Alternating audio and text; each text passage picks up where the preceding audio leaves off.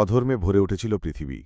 কংস নামে এক নিষ্ঠুর রাজা মাতুল কূটকৌশলে মানুষের উপর অমানবিক অত্যাচার চালাচ্ছিল।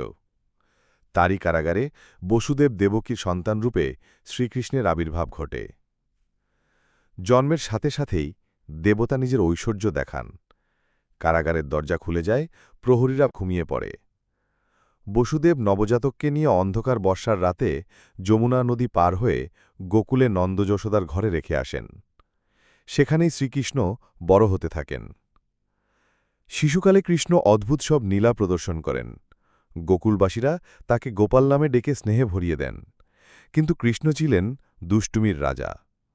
কখনো মাখনের হাড়ি ভেঙে মাখন খেতেন, কখনো গোপীদের দুধ দই চুরি করতেন।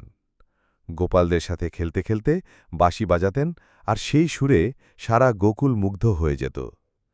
কৃষ্ণের দুষ্টুমি যেমন মিষ্টি ছিল, তেমনি তার নীলা ছিল অলৌকিক। একদিন শিশু কৃষ্ণকে দুধমাখা মাটির খেলনা খেতে দেখে মা যশোদা বকুনি দেন।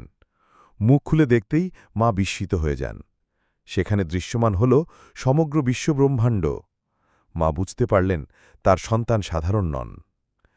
আরেকদিন কংসপ্রেরিত রাক্ষসী পুতনা দুধের ভান করে বিষ পান করাতে এল। কৃষ্ণ তার স্তন মুখে ধরে বিষ নয়, বরং তার প্রাণই চুষে নিলেন। গোকুলবাসী অবাক হয়ে দেখল শিশুটি একা এক রাক্ষসীকে বিনাশ করল। কংসের পাঠানো শকটাসুর, তৃণাবর্ত, বকাসুর, অঘাসুর এরা সবাই কৃষ্ণের হাতে ধ্বংস হল।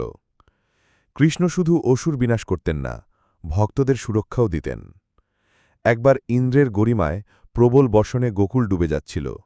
কৃষ্ণ তখন ছোট্ট আঙুলে বিশাল গোবর্ধন পর্বত তুলে ধরে গ্রামবাসীদের রক্ষা করেন।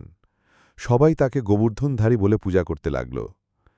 বৃন্দাবনের সবচেয়ে সুন্দর লীলা ছিল কৃষ্ণের রাসলীলা। তার বাঁশির সুরে মুগ্ধ হয়ে গোপীরা রাত্রির আধারে ছুটে আসতেন। সেখানে কৃষ্ণ একসাথে প্রত্যেক গোপীর পাশে উপস্থিত হতেন। তবে এ লীলা ছিল না কেবল প্রেমের, ছিল ভক্তির পরম আদর্শ, যেখানে ভক্ত আর ভগবান মিলিত হন। এইভাবে শ্রীকৃষ্ণের লীলা ক্রমে ছড়িয়ে পড়ে। একদিকে ছিলেন অসুর বিনাশী মহাশক্তি, অন্যদিকে ছিলেন গোপীদের প্রাণের কানাই, আবার অন্যদিকে গোপাল নন্দলাল, পরে যিনি মথুরায় কংসকে বধ করে ধর্ম প্রতিষ্ঠা করেন।